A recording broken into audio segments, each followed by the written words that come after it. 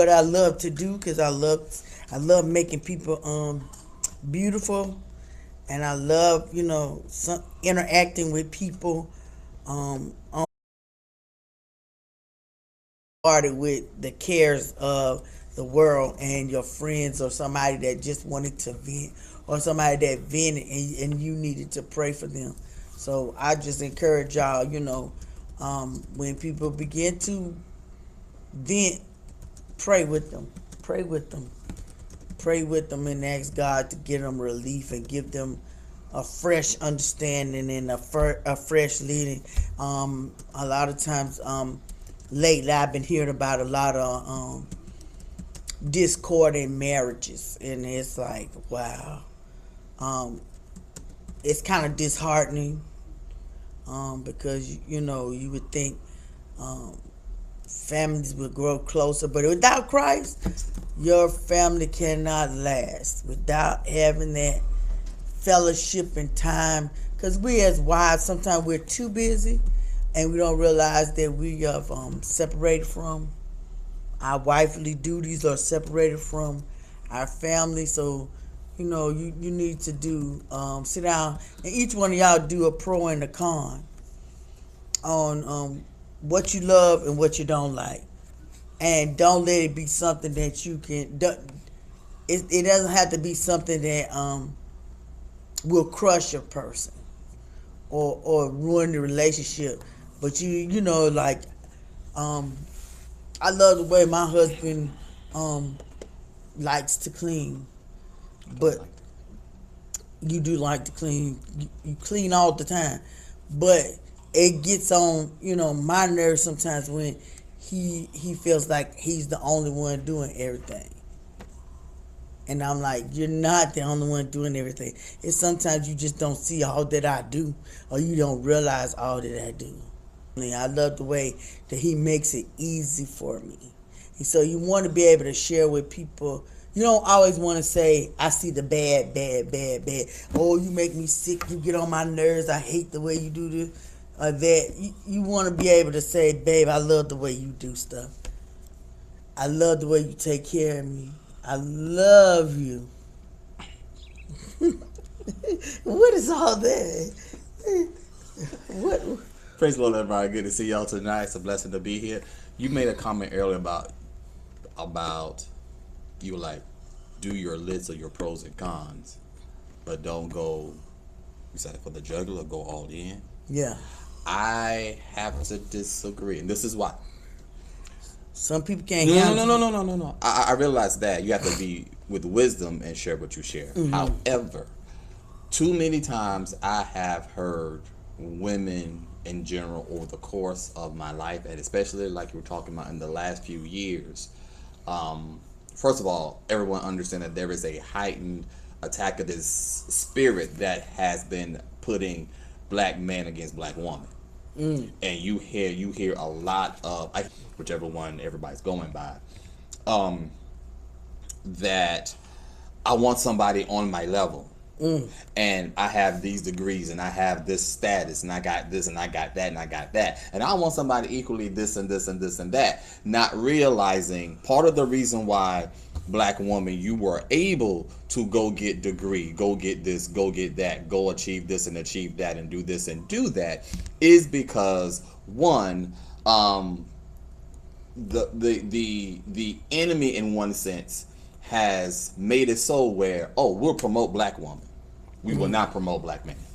Black men will get so far, and that is it. Black woman can keep going. Plus, also because you will be paid less to do the same job. And so, with your success, I also want women to also understand, because nobody talks about this part. This part is, in many cases, you get the position at the expense of putting a black man in the position. And so it's not now you're going, I made it this far, and so now I don't see a man on my level, on my equal. My question becomes, well then how have you, as you've gotten your spot? Black woman will look out for other black woman, but black woman doesn't look out for other black person. And that's on the corporate level, and y'all can debate me on that, but get at me and let me see and let me know and give me some evidence. So that's that. But there is a spiritual attack against black man, black woman, to put us at odds against each other. You see it in politics, you see it in media, you see it in everything else. I just saw for the third time another post that a woman posted, and I haven't been. A woman was saying, I want somebody on my level. Then another young lady was doing an interview and saying that how it is amazing how when the black men get shot, black women are at the forefront supporting, helping. But when we have our cause, we don't get that same energy from our black men. And I go, because most black men, when they get involved, what we do is we call the most famous black lawyer. We call Al Sharpton. We used to call Reverend Jesse, Reverend Jesse, and all of them to come to the aid, and NAACP, things like that. Places where organizations that is mostly run by men, black men. So there's a check and a balance to that.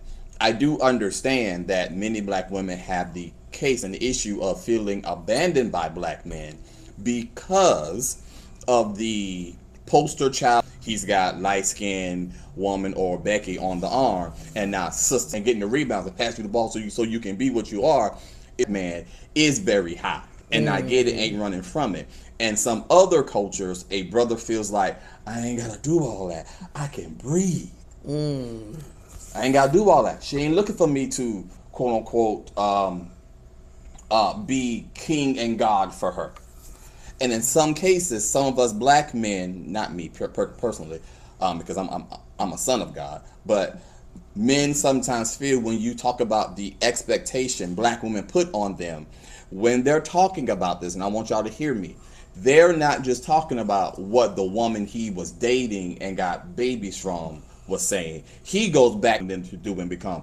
We were trained as black men to, if you are out and about, you take care of your cousins. You take care of your sisters. You take care of everybody that's with you.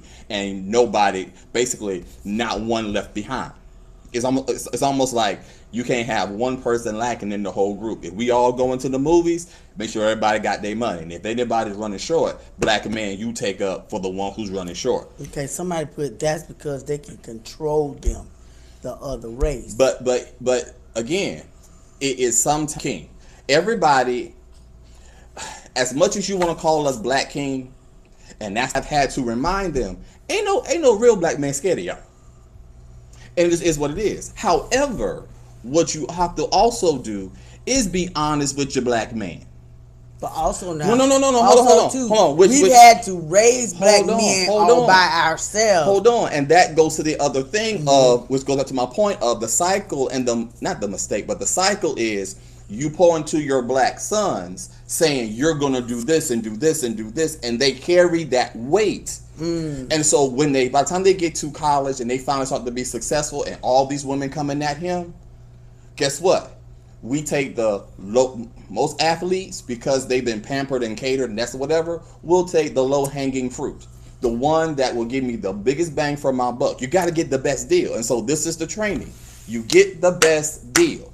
If this woman is going to do for me and serve me and bring me my food and do all this stuff and not expect much from me in return other than a couple of dollars and a black Amex card, and you can go ball out shop whenever you feel like it, and I keep doing what I do, and if I go out here in these streets and mess up, because ball of life is ball of life, what happens on the road stay on the road, and you understand that. We all seen the show The Game. Yeah. So you've heard the horror stories. You know what happened on the road. We all seen what happened. The grind and the desire to get there. When you get there and you see the culture that's there, that's a fully different world. I don't put on them the kind of mental stipulation of you got to hold up the standard and be perfect. You got to take care of everybody. Oh, you got to bring the family out. Bring the family up and bring the family. You got to make us rich. Right, make everybody, we made it now. No, so it's that kind of psychology that not every black man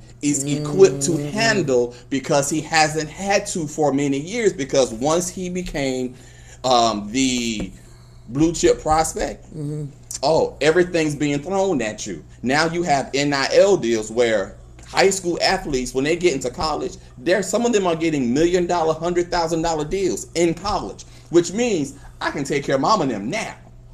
So again, my point goes to, when you're talking with your black men, Women, you're gonna have to be honest, and not even honest to the point of attacking before you get married. You have to have the hard conversations. You cannot expect that to change every other night or every other day. What? So again, you may hold on. You may have to, and I wish you would, or can we work on this? Whatever, however you frame it, frame it. But don't be afraid and stop all this thing of acting like if I say anything to a black man, he's gonna crumble and whatever. Yes, we need you to understand that because you are in the space that you are in with us, and you know I've said this to you many times. You have to sometimes be careful how you approach me and say to me because I have no defense for you. Hold on. No. Let me. But this goes to the angry black woman. Let me get that out. But hold on, let me get this out. You have to be careful how you approach because there's no defense for you. I can defend the world. A black man can, or a man, period, can defend what the world says. We are geared to take the heat and keep it moving. But when our woman, our boo thing, our main squeeze, the woman we've let in, say something, you got to be careful because what you say directly hits our heart. And that's the part that some women say, see, you can't take nothing. No, what I can't take is you trying to talk to me, handle me like you my mama. You're not my mama. You ain't grandmama. You're not the women who try to talk to me like that. You ain't the woman on the street. You ain't the boss on the job. You are my equal. You are my person that I trust my heart to. Don't damage my heart. Be careful with that. And that's the thing. You can tell me all day.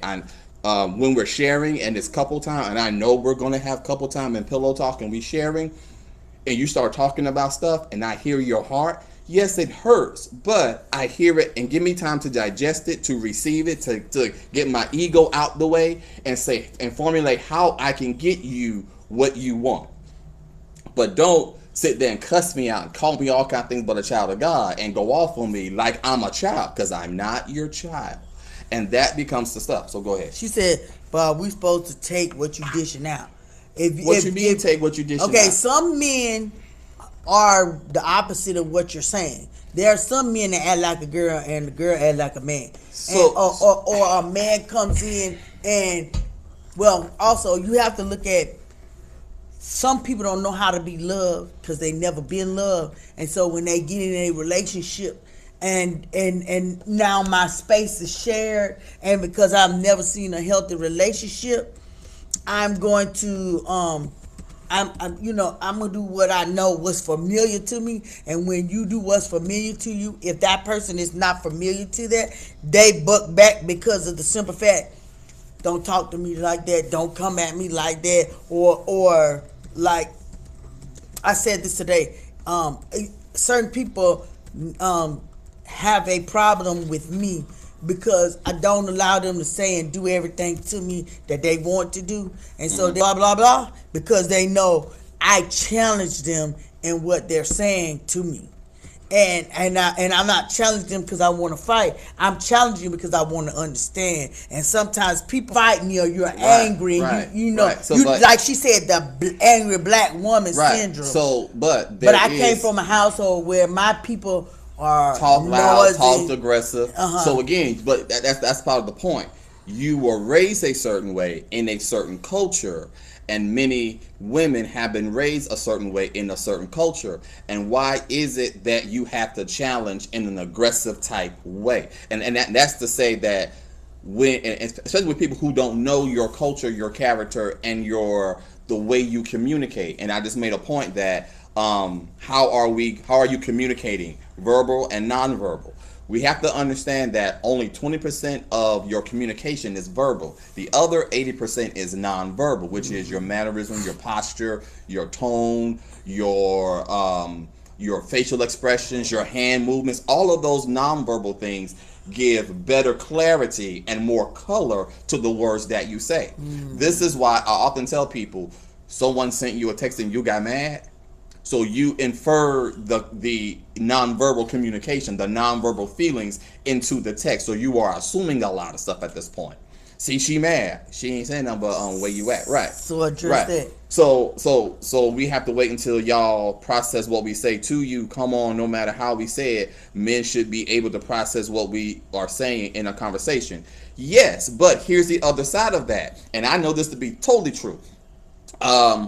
women have already formulated the argument and the points and this whatever for 3 or 4 days, 2 to 3 weeks, several months, and maybe a year before you finally tell us the paragraph and dissertation of the argument that you're giving us. So we're getting it fresh off the press. Oftentimes, for certain things that you want changed or done, we have to formulate a way to do it, because what many women don't do is give a role to how I can get this done.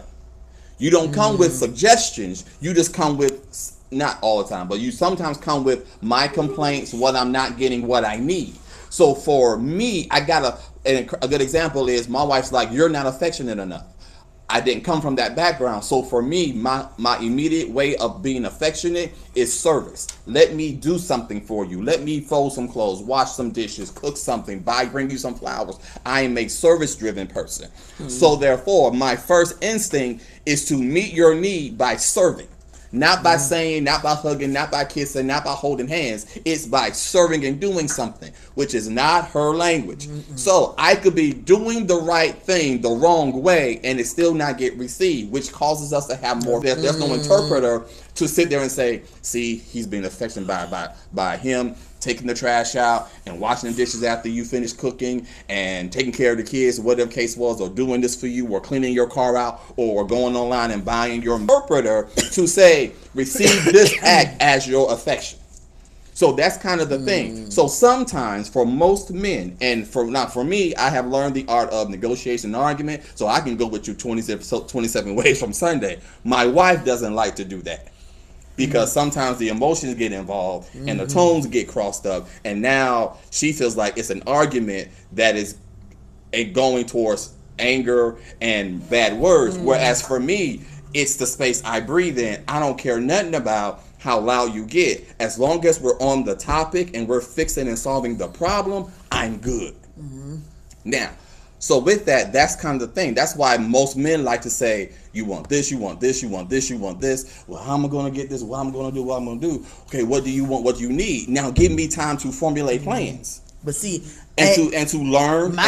And hold on. And some things that you are asking of a man to do that he has never done or he's not used to doing, you may have to, you're going to have to model it to him so he sees what this looks like. But some men don't pay attention. I love when you buy me a little differently, but it's so again, to me, that's me doing it. And some, I mean by get it back, if I don't initiate, I don't get. And that's because you're at school, you're at work, and I don't. It's a text. And you don't always get a instant response. It's a text. But I want an instant response. Right, but it's a text. Because I want to know you received what I gave. Right, but it's a text. I'll get it, and when I get it, I can respond in kind. And then there's times when I don't have time to even look at the phone because it's ringing. The shop phone is ringing. So for my daddy keep calling. Right. So if he can't call you, he calling me. Right. So now you're saying something a little different that I have not heard. Because when I get off work, as I walk into the car, hey babe, I'm doing this, whatever. Hey babe, with a heart or a flower, whatever I'm going to send with it. And then later I give you another text. I'll give you, I'm going so and so and doing whatever. Do I got to pick up Monet today or whatever? Or I'm going to get my hair cut, something like that. And so it's a communication. Sometimes I go, I wonder how long it'll be before she send me a one first today. Because now you're showing me this is what you want, but you also have to model. So now I go, but I never get this on the back end. And so on the other side of it, I can sit there and say, like when you say I'm fussing because no one is helping to clean up or do whatever. When it comes to cleaning the house, I see stuff that needs to be done. And I wonder why it doesn't get done. And it's frustrating because it's grown folk in the house. And the one thing I've been asking is, before you leave the den, clean up behind yourself, put stuff away, do this, whatever. Make it nice for the next person coming through. To me, that's acts of service, showing love. You want to show me you love me? Let me come home to a clean house. Like that's for me is huge. I don't know why. It's just huge for me. Always has been. So when it doesn't get done, now I'm disappointed and frustrated. And something as simple as last night, somebody left the throw and didn't fold it and put it back. And that bothered me because it's like, why can't you just do what I ask? Now, when I ask that question, then the immediate assumption is Waylon's fussing again. I didn't fuss. I asked a question. And now and then I get mad when I don't get an answer to my questions. And see, y'all go, You don't oh, there you go. But again, You don't it's want the reaction that I want to give, so but I but walk no out no no the no room no and be quiet. no. But here's the thing: you say men can't handle when you have to be honest and upfront and real. And so when as a man, I ask the question, and I I'm not ask no little it. kid, No and no I no no shouldn't no have no. to answer that. No. I ask it nicely. Why can't we clean up behind ourselves before we go to bed? And so again, you see now, and then also you just said, and that's not what I'm asking at all. I am asking for equal partnership in what we're doing. But how it's being received is what I cannot control. And these are the dynamics that you have to learn to navigate. It may take a long period of time before someone starts to get, you're not fussing at me because you just said something to me and you sounded like my daddy right now. Because truth be told, there's an element of your parent in each of your spouses. And that's the part that we also don't talk about. That part of who I married you is because there's something about you that reminds me of the first love of my life, which was my mom. And that is what it is. And it wasn't until we were married and y'all were hanging out together, and I went, "Oh Lord, Wait a minute. I married Wait a my minute. mama." You always be talking about mom making me. I don't eat off your plate. Lies. When? You finally stop. Now you'll Since ask. when? Now I don't even touch your food no more. Now you'll ask, "Can I get one of your shrimp? Can I have some of your food?" And it still makes me mad. But still, my mama used to just take stuff. And sometimes, and I had to explain to you, I don't like that. It makes me feel like you are forcing yourself and taking stuff from me. And because I'm the man with respect and morals, I'm not going to curse you out. I'm not going to hit you. No. I'm not going to hit you. I feel like you are violating me when you take things that don't belong to you. Now that's Waylon. And I know that y'all pretty much within the Lord. Say what you say. Pretty much within the Lord. But once I I'm explained your wife. it, I don't violate once you. I explained it, let me ask me for it and I'll give it to you.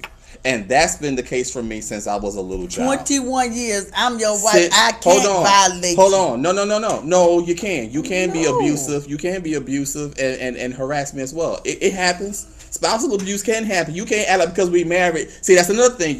People act like we married, we won. I can get it when I want to get it. But there is a respect feature that many times women go, well, we won it. We just won that because y'all seen all the movies, y'all read all the stories and all the kinds of magazines, and well, we won it. I can do what I want, and what's mine is mine, and what's his is mine. That to me is an incredibly no. I ain't say you said that, but I'm saying that for me is incredibly disrespectful.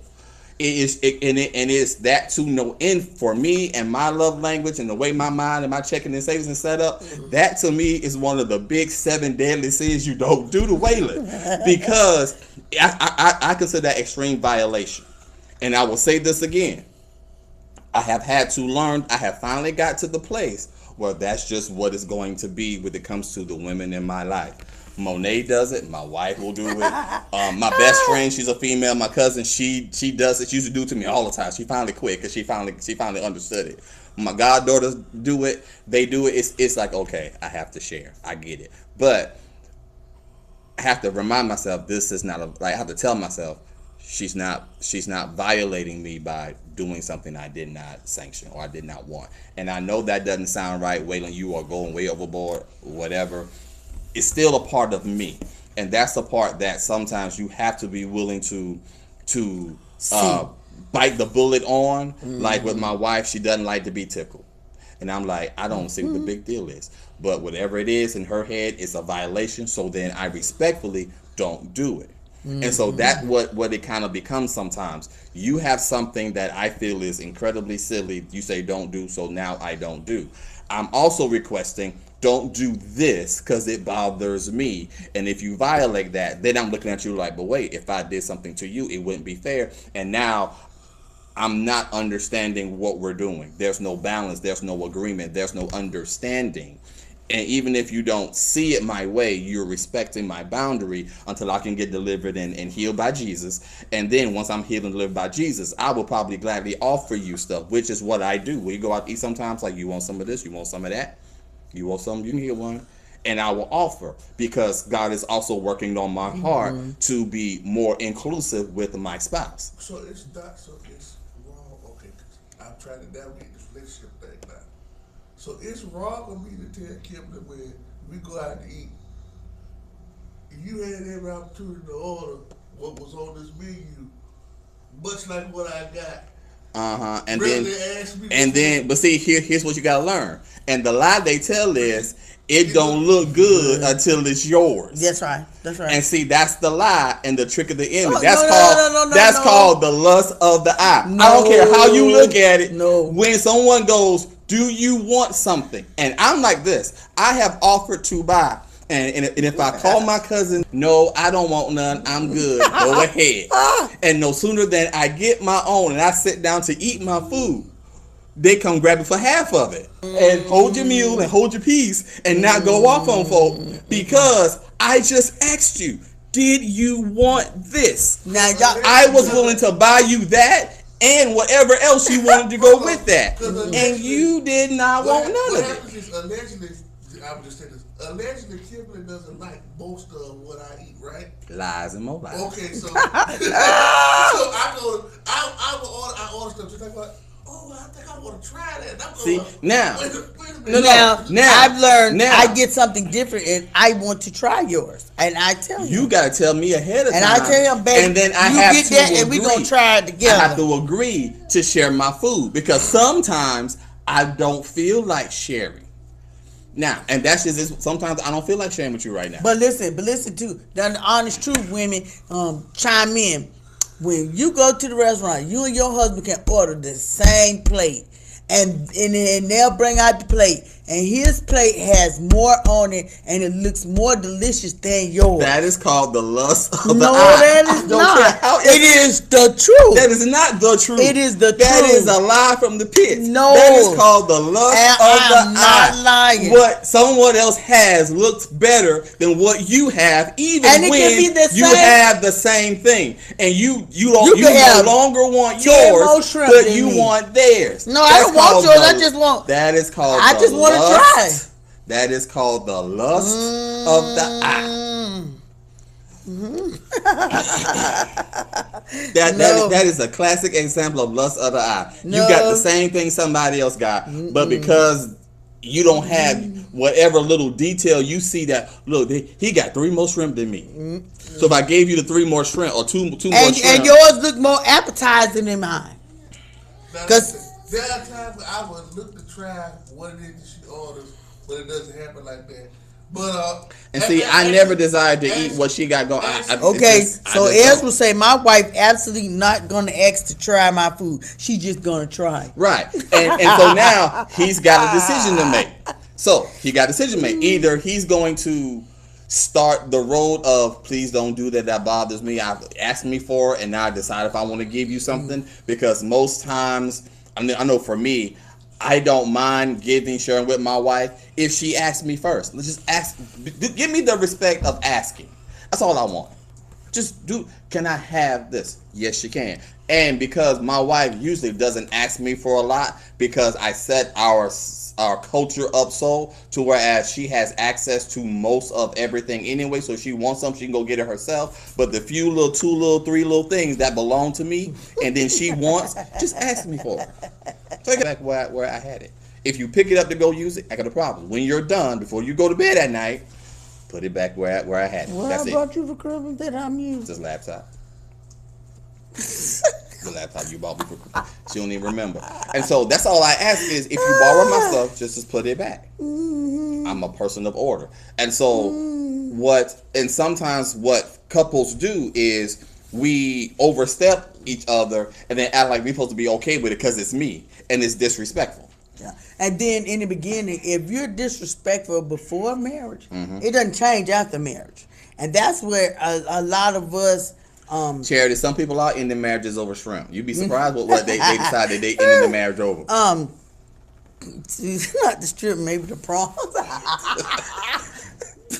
but I've seen people, if a man or a woman is disrespectful and they curse you out before marriage, it doesn't get better after marriage. No matter how nice and wonderful the person was to you before you got married, whatever issues you saw that you decide I'm just gonna not say that, I'm gonna just overlook it, it's going to multiply when they get married, because when once you get married, you're going to be together all the time. If you decided to shack, which we don't agree with, before you get married, you're like, well, it's gonna just be the same. No, it's not. Something happens once you get married. Expectations are different. Because when you're shacking and it's all, we just in written and whatever we're doing together, then he can leave, she can leave at any point in time, and I take my stuff and we deuces. When you get married, it's a whole different thing, legally and spiritually. You can't just walk away like, I'm done, 2-finger peace sign, and I'm going. That's not, no, it ain't that easy, baby. I'm sorry. So you have to understand that things change.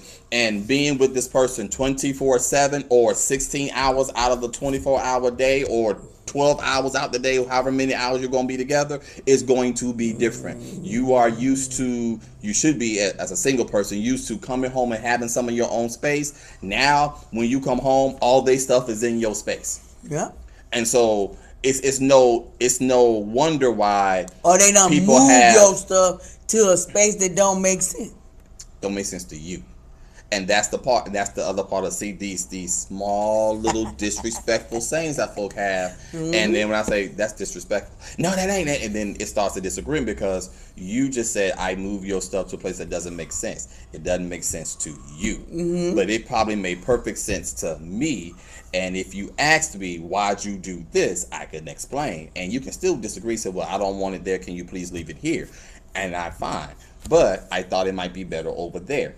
Sometimes it's just the lack of, and that's what I'm saying, it's the lack of communication. Because we're communicating, we're saying one thing, and our nonverbal is saying 27 different things, and the nonverbal is way louder than the communication. So I heard you, but I actually saw you, but I heard you. And what I heard is not what I heard.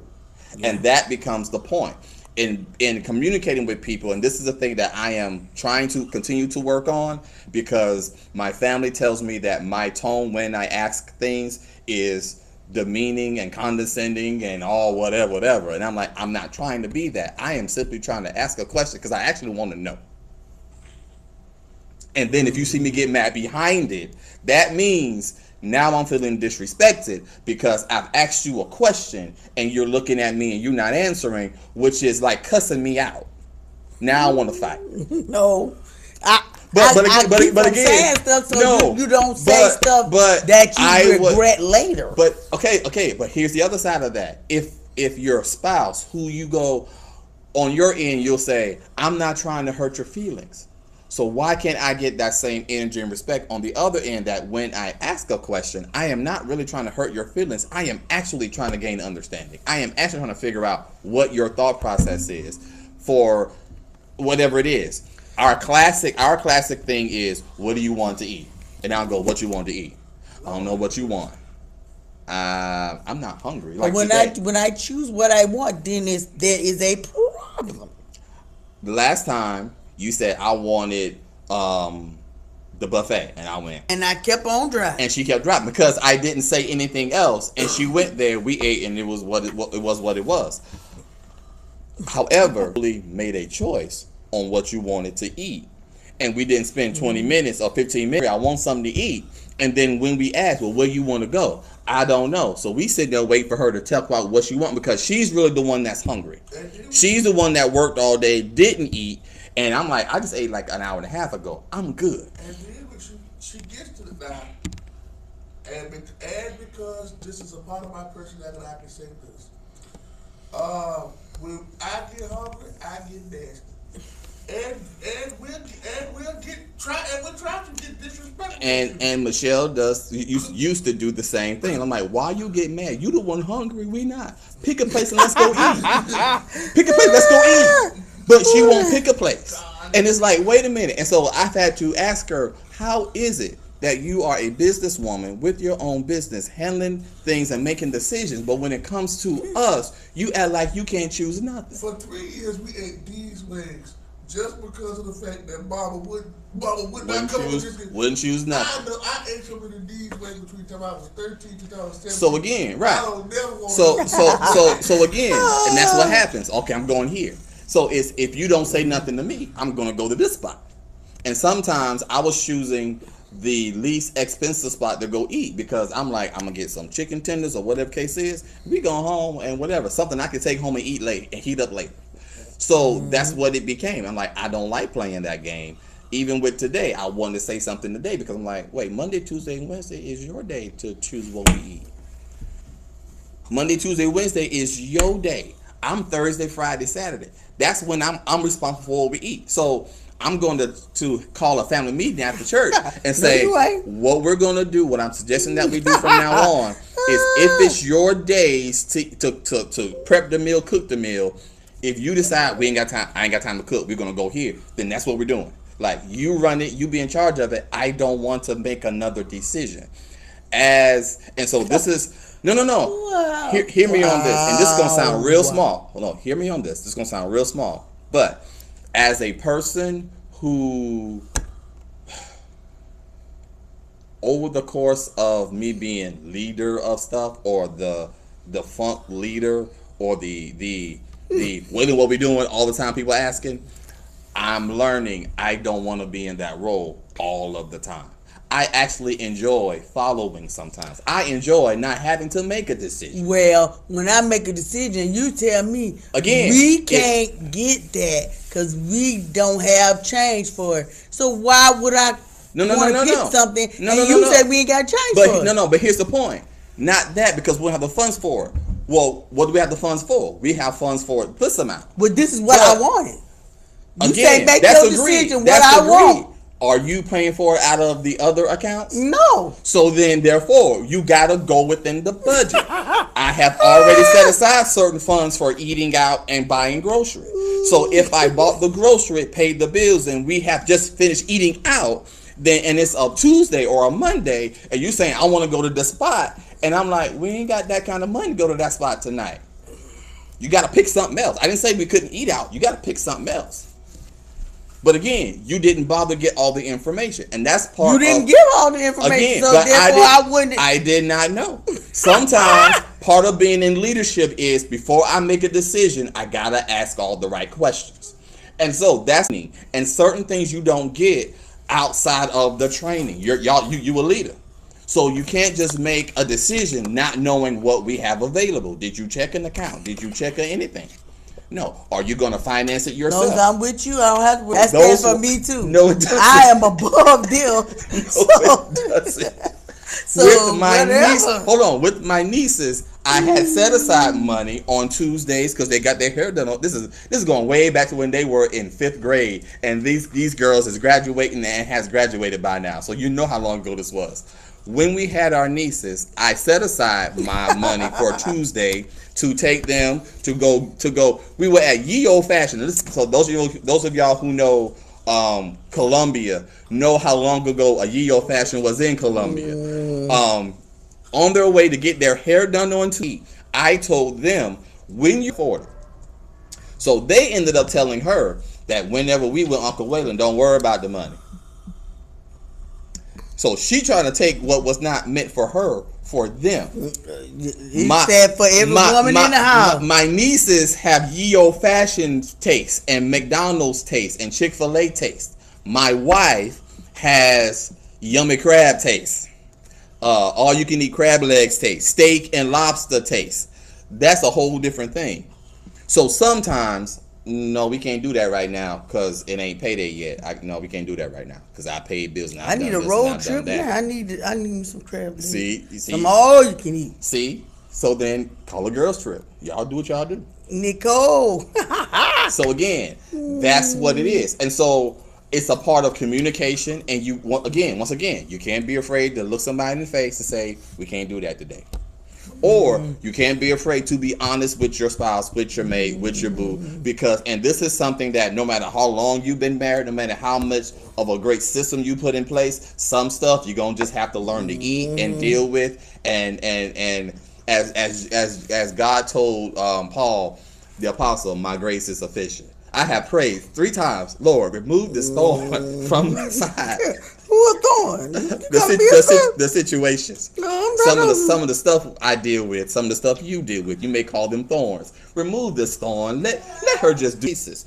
What I also want to encourage people to do, since we're talking, I don't know how we got on this talk, we talked about this the entire time, is to actually make it a point to have honest communication and be willing to hear a person, not while they're talking, prepare your defense. Or get immediately defensive because someone said something to you, and now you're going back to your 8-year-old, 10-year-old, 12-year-old self when you couldn't, when everybody was talking to you one kind of way crazy, and you are projecting your own insecurities on somebody else, and it ain't that kind of party. We have to do a lot of work in the area of communication and understanding that how I posture myself when I come to talk to my spouse about different things we got going on. I used to make it a really big practice of how we doing. When we had date night wasn't just, hug up and kiss up and be, because after dinner we gonna go somewhere and do something. It's how we doing. Be early. You can't go out too late, because if you go out too late, it's gonna be in the morning for quality time happens, because you're gonna be eating, and she's married now because she done got you, so she's not eating a salad and a salad and a little sandwich, a little whatever. She's getting steak and you gonna have to be waiting a couple of hours. Wake me up in the middle of the night, kind of stuff. Early in the morning. All right, so it's those kind of things. 5 minutes of love, but it's those things you start to learn to say, okay, if we're gonna have a date night, then we gotta start this thing early, or you have quality time before you go, and then after that, it don't matter. It don't matter. No matter what time you get home.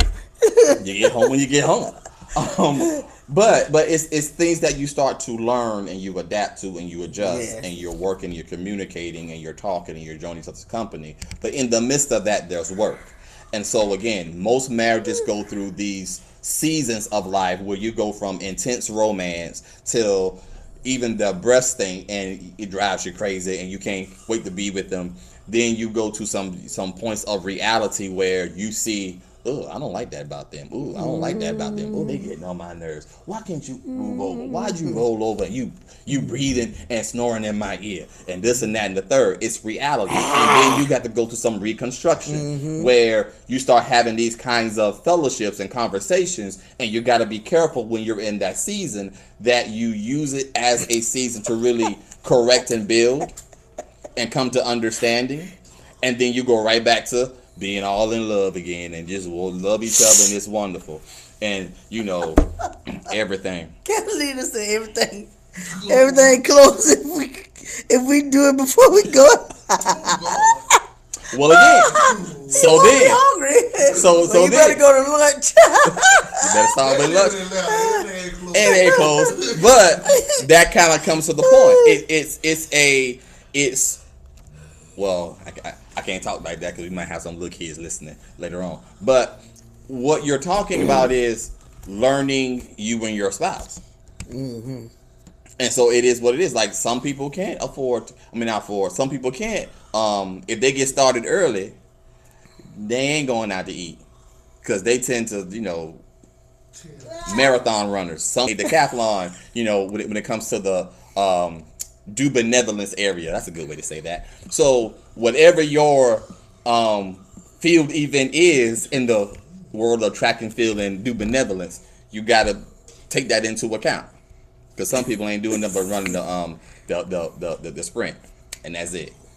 37 seconds. I have gotten up many a middle of the night before the pandemic was like, you know what? I'm going to Waffle House. And I just get up and like, anybody going with me to Waffle House? Walking through the house and he's snoring like a bull. Don't know what done went on. Mm-mm. Yes, Lord. So we need more. We need more respite breaks. We need weekend breaks. Anybody that want to get on the weekend, you welcome. Lies. Nope. She going somewhere this weekend. And I have already planned. I am taking myself to breakfast, and then I'm going to go and look for myself some tennis shoes and do a little self-care, and then go home and take a nap. I'll be out early. Road streets. I'll be home by 12. So I can nap. He said, not like a bull. Oh, God, what bull? Oh, Jesus. Snoring. Yeah, like All a right, real. so let me see. Make sure we've got everybody's question and comment. They was cutting up. Oh, they started cutting them after a while. Yeah, because you went in about men and women and all kinds of stuff. You can't tell a man nothing. But you're gonna have to, women, work hard to not receive what media and people are saying about men and women and things not being equal. That's not the case. Ooh, and the statistics really show that most black men are marrying African American sisters. It's few. The statistics is more than 60%. I want to say 75, but I'll say 60 just to be safe. The last time I checked, it's been a half a minute. But black men are marrying black women. Yeah. I know what this woman, that Asian woman, that. You love who you love. Ain't that many. You love who Yes. you love. Now, I have no issues no matter which way a person says, this is the love of my life and my soulmate. Do what you do.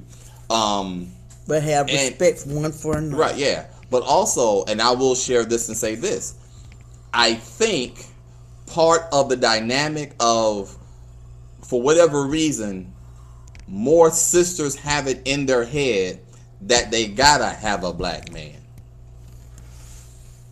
And I'm kind of like, might be, but no. Well, some foreigners don't. Them Indian men ain't gonna marry black women. Too often. No. That's not true. I say too often. That's not quite I didn't true say as well. it But was again, an absolute too often. No, but I'm saying these are some of the things that you're going to have to begin to expand your mind of, and not try to also pigeonhole your children into, don't you bring no so-and-so in my house. Don't you bring no so-and-so in my house. My mom was certain, I don't know where she got it from, but she was certain I was going to marry a white woman. And I'm sitting there like, I've never even dated a white girl. Like, Well, you call me white. Well, you light enough. No, I'm not. You the lightest one I've ever dated. I'm a black woman. Yeah, you the lightest one I've ever dated. Yeah. But again, the issue goes to is how is really give folk the truth of the matter about what's going on. And the right man. And the right man or right woman who is treating you right, doing right by you. They bring out the best in you. Right. And that kind of thing. You want someone that really compliments you well. And as you start to educate our children in that way and really hit them home, and parents who have young children, really hit home to your children and try to ingrain this in them, is that even though you're going to school and you see people that you like and that like you, hold off on that until you really find out who you are and where you want to go and what you want to do. I know your feelings, your friends is itching for girlfriends and boyfriends and that kind of stuff, and it feels good to get the attention, but continue to focus on your books and learning who you are and what you like and who you like and that kind of thing, and be very cautious about dating, because I cannot tell you how distracted your children get when somebody don't like them no more, or somebody like them. Y'all know how it is being in class and being in school, and you can't do your work and get your grades because you worried about so and so in the other class with your boo. The more we ingrain in our children to continue to learn themselves and really master their talents and abilities, and to let that be the thing, it helps them to see better and clearer how to choose someone that compliments them for their life. And you're getting that one free. Men, remember the scripture says, blessed is the man, I'm sorry, that's for women. He that finds a wife finds a good thing and obtains favor from the Lord. But if you're trying to find a wife without the Holy Spirit leading and guiding you like, it's like trying to find a needle in a haystack. Ain't happening. Or very rarely does it happen. Some people say, I found a good thing and I was out there and doing this and third. Well, to God be glory. And women, you don't have to choose every man that finds you. Blessed is the man whom you choose and calls to approach you. So, I guess we done. I guess so. Somebody said if they can't use your comb, don't bring them home. Everybody can use your comb. What kind of comb you got that they can't use? I mean, you know how it is. Right. But it's those kinds of sayings, because truth of the matter is, and I really want us to understand this from a race perspective, these stereotypes and these things that we go, they are not going to receive you and do for you the way someone of your own culture will. And what if you were not For those of you who believe in soulmates, what if the person who says I love you, I'm gonna do for you, and I'm gonna treat you like you the best thing as sliced bread, didn't grow up in your area? They didn't grow up like you. They didn't grow up with your same values and morals, which is fine, because what husband and wife are supposed to do when you come on subgroups and friends and family circles and all that kind of stuff. And so when you have it that way, it's a little different. I'm not trying to say that you won't have conflict, because I can honestly say, even though both of us being African American from the same Hopkins community, we still had conflict when it came to merging cultures of your background and my background and family members and family members. There was some green beans like your auntie. There was some. I ain't even talking about us. I'm talking about just with the families and the cultures when they came together. It wasn't always nice. It wasn't always pretty. And everybody said they loved Jesus, was saved and spirit filled with the mighty Holy Ghost and the mighty burning fire. And it wasn't always pretty and cute and wonderful, because they had conversations that, ooh, Jesus, I wish I would have been a part of, because I would have set everybody straight. But it's not always easy. So you can't just say marry someone of your cook, because they understand. That sometimes is not what you need, especially for where you're going. Love. And I will say this: Ketanji Brown Jackson, judge on the Supreme Court, she was married to a white man and they were college sweethearts, I believe it was, and they were married for so many years. So she didn't just. So in other words, he has been to many black to family cookout and functions, and has been rocking with her since the beginning.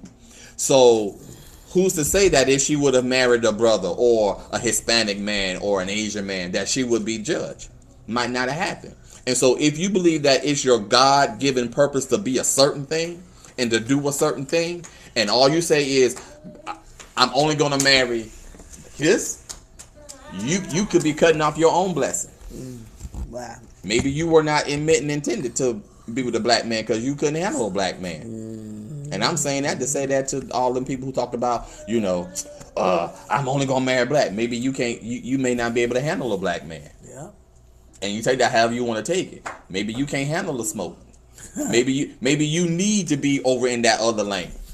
And that's not even is what it is, because also black men come with a certain expectation of our sisters. Yeah. All right. You gonna do certain stuff. You gonna behave a certain kind of way.